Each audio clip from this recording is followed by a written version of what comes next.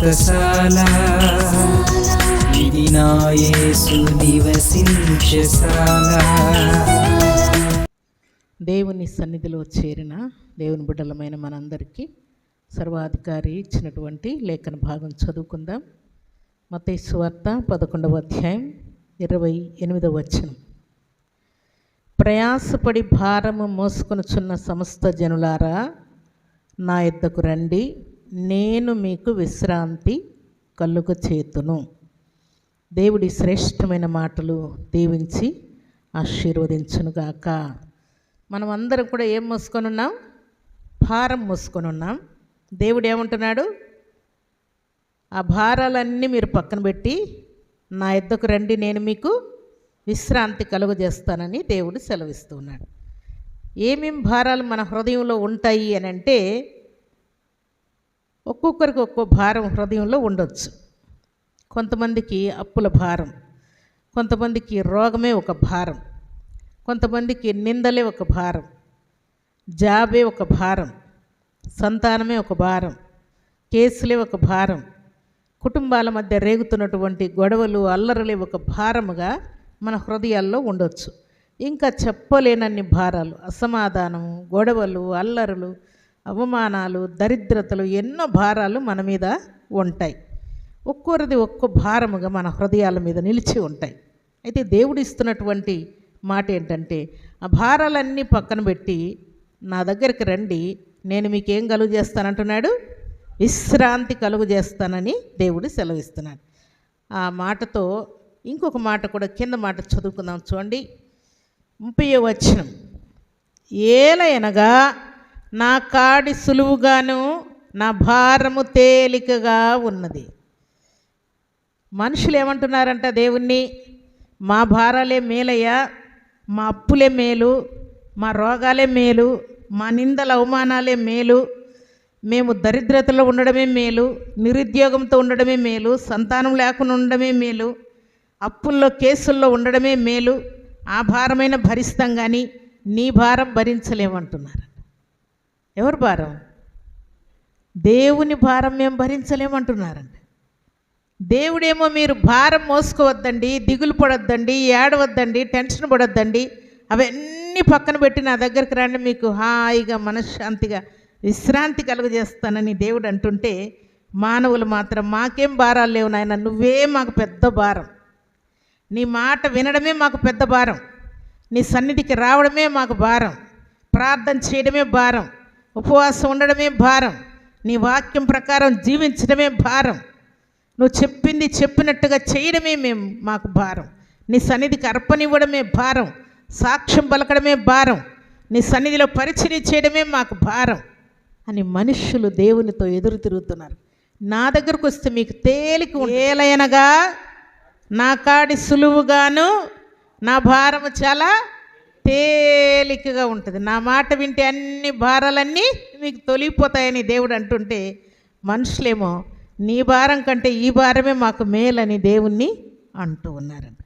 అందుకని దేవుడు ఈ భారాలు కాదు నాయనా మీరు పెట్టుకోవాల్సింది, నేను చెప్పినట్టు మీరు నడుచుకుంటే ఈ వేరే భారాలు మీ తల మీదకి వస్తాయి అంటున్నాడు దేవుడు. మనమేమో ఇహలోక సంబంధమైన భారాలన్నీ మన తల మీద పెట్టుకున్నాం, దేవుడు వేరే భారాలు మన మీద మోపుతూ ఉన్నాడంట. చూడండి, ఆ మాట చదువుకుందాం. పరిశుద్ధ గ్రంథంలో నుండి 2వ కొరింథీయులకు రాసిన పత్రిక 11వ అధ్యాయం 28వ వచనం. ఇవియు కాక సంఘములన్నిటిని గూర్చిన చింతయు కలదు, ఈ భారము దినదినమును నాకు కలుగుచున్నది. దేన్ని గురించిన భారం ఉందంటే ఈయనకు, భక్తుడైన పౌలుకు సంఘమును గూర్చినటువంటి భారము హృదయంలో ఉన్న దాన్ని బట్టి చింత ఉన్నదంట. తర్వాత దినదినము ఆ భారం ఎక్కువ బరువు మోసుకున్నట్టుగా ఉందంట ఈయనకు. సంఘం ఎట్లయిపోద్దో, ప్రజలేమైపోతారో, ప్రార్థన పోగొట్టుకుంటారేమో, దేవుని పట్ల విశ్వాసాన్ని కోల్పోతారేమో, దేవుని ఆజ్ఞ తిరస్కరిస్తారేమో, సాతానుకు లోబడతారేమో, లోకంలో కలిసిపోతారేమో అని భక్తుడైనటువంటి పౌలు చింతిస్తూ ఉన్నాడంట. ఈ భారమే నాకు ఎక్కువైపోయిందని ఆయన అంటూ ఉన్నాడు. దేవుని సన్నిధిలో చేరినటువంటి దేవుని బిడ్డలమైన మనము ఈ భారం కలిగి ఉండాలంట. కింద మాట కూడా చదువుకుందాం. చూడండి, మనం చదువుకున్నటువంటి మాటల్లో కింద మాట కూడా చదువుకుందాం. 29:30 ఏ భారం మనం కలిగి ఉండాలని దేవుడు ఆజ్ఞాపిస్తున్నాడు. ఎవడైనను బలహీనుడాయనా నేనును బలహీనుడను కానా, ఎవడైనను తొట్టుపడినా నాకును మంట కలుగదా, అతిశయపడవలసి ఉంటే నేను నా బలహీనత విషయమైన సంగతులను గూర్చి అతిశయపడుదును. ఎవరైనా దేవుని సన్నిధికి రాకపోతే అదే ఆయనకు భారం. ఎవడైనా ప్రార్థన చేయకుండా బలహీనుడైపోతే, దేవుని మాట వినకుండా బలహీనుడైపోతే, విశ్వాసములో బలహీనుడైపోతే ఈయనకేమవుతుందంట చెప్పండి? భక్తుడైనటువంటి పౌలుకి ఏం జరుగుతుందంట? వాని బలహీనత నా బలహీనత కాదా, వాని మంట నా మంట కాదా, వాడు కృంగిపోతే నేను కృంగిపోనా అని అంటూ ఉన్నాడు. భక్తుడైనటువంటి పౌలుకు ఈ బాధ, ఈ భారం ఉంటే దేవుణ్ణి ఎరిగి ఉన్నటువంటి వారు లోక సంబంధమైనటువంటి భారాలతో ఉంటున్నారని దేవుడు జ్ఞాపకం చేస్తున్నాడు. అయితే దేవుని సన్నిధిలో చేరిన మనకు ఏం మంట ఉండాలని దేవుడు కోరుకుంటున్నాడు? ఎవరైనా భక్తి కలిగిన వారు, విశ్వాస వీరులు, ప్రార్థనా పరులు, బుద్ధిమంతులు, దేవుడంటే భయము భక్తి కలిగిన వారు జారిపోతే, లోకంలోనికి జారిపోతే మనకేం కలగాలంట?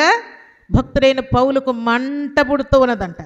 వాడిని చూస్తే నాకు చాలా మంట, ఆమెను చూస్తే చాలా మంట, ఆమెను చూస్తే అసలు కోపాన్ని అణుచుకోలేకపోతున్నాను, ఆయన చూస్తే కోపం అణుచుకోలేకపోతున్నాను అని చాలామంది అంటూ ఉంటారు.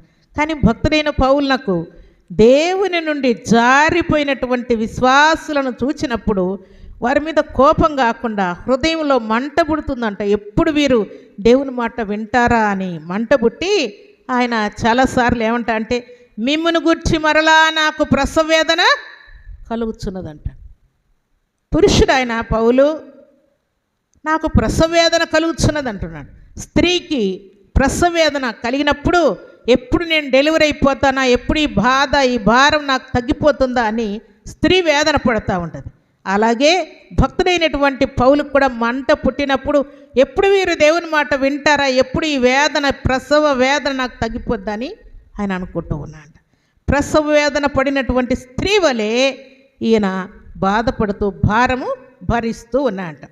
దేవుని సన్నిధిలో చేరినటువంటి దేవుని బిడ్డలమైన మనం ఎవరైనా పడిపోతే, బాగైంది వీడు ప్రార్థన మానేశాడు, మందిరానికి వచ్చేది మానేశాడు, వాక్యం చదవడం మానేశాడు, బల తీసుకోవడం మానివేశాడు, వీనికి ఇట్లే జరగాల, ఇది దేవుని బిడ్డల లక్షణం కాదు ప్రియులారా. అందుకే భక్తుడైనటువంటి పౌలు ఏమంటా అంటే చూడండి, 1 కొరింథీయులకు రాసిన పత్రిక 9వ అధ్యాయం, అక్కడ ఒక చక్కని మాట ఆయన పలుకుతూ ఉన్నాడు. ఆయన ఎక్కడుంటే అక్కడ సువార్త ప్రకటిస్తూ ఉంటాడు, ఆయన ఎక్కడుంటే అక్కడ బుద్ధి చెప్తూ ఉంటాడు. 1 కొరింథీయులకు రాసిన పత్రిక 9వ అధ్యాయం 16వ వచనాన్ని చదువుకుందాం. నేను సువార్తను ప్రకటించుచున్నాను, నాకు అతిశయ కారణము లేదు. సువార్తను ప్రకటింపవలసిన భారము నా మీద మోపబడి ఉన్నది. అయ్యో, నేను సువార్తను ప్రకటింపకపోయిన ఎడల నాకు శ్రమ. దేవుని విషయాలు నేను ఎవరితోనైనా చెప్పకపోతే, చెవిటివాడి వలె, మూగవాని వలె మౌనముగా నేనుంటే నాకు శ్రమ. ఎందుకంటే సువార్త ప్రకటించవలసినటువంటి భారము నా మీద మోపబడి ఉన్నది అంటూ ఉన్నాడు. ఎక్కడెక్కడ ఎవరికి ఏ మాట చెప్పవలసినదో ఆ మాట నేను చెప్తూనే ఉండాలి, యేసయ్య ప్రేమను ప్రకటిస్తూనే ఉండాలని ఆయన సువార్త ప్రకటించకపోయిన ఎడల నాకు శ్రమ అని అంటూ ఉన్నాడు. కాబట్టి సువార్త ప్రకటించకపోతే అది మనకు ఎట్లా ఉండాలి చెప్పండి? భారముగా ఉండాలి. చాలాసార్లు మీకు చెప్తుంటాను, మీరు దేవుని మందిరానికి వచ్చేటప్పుడు ఎవరు కనపడితే వారికి మందిరానికి వెళ్దాం రాండి అని పిలవాలి. వాళ్ళు వస్తారా రారా అది తర్వాత సంగతి. మనం ఏం చేయాలా? మనం చెప్పాల్సిన బాధ్యత ఉంది కాబట్టి చెప్పాలి. వాళ్ళు వింటారో లేదో తర్వాత సంగతి. సర్వశక్తిమంతుడైనటువంటి దేవాతి దేవుడు ఇక మీదట దేవుని యొక్క రాజ్యమును గూర్చి, దేవుని యొక్క సంగతులను గురించి, అద్భుతములను గురించి, ఆశ్చర్య కార్యములను గురించి, ఆయన నీతిని గురించి, ఆయన ప్రభావమును గురించి అనేకులకు మనం తెలియజెప్పే వారముగా ఉండాలని దేవుడు ఈ శుభదినాన జ్ఞాపకం చేస్తూ నా రాజ్యమును గుర్చినటువంటి భారం మీరు కలిగి ఉండాలని పరిశుద్ధాత్మ దేవుడు జ్ఞాపకం చేస్తున్నాడు.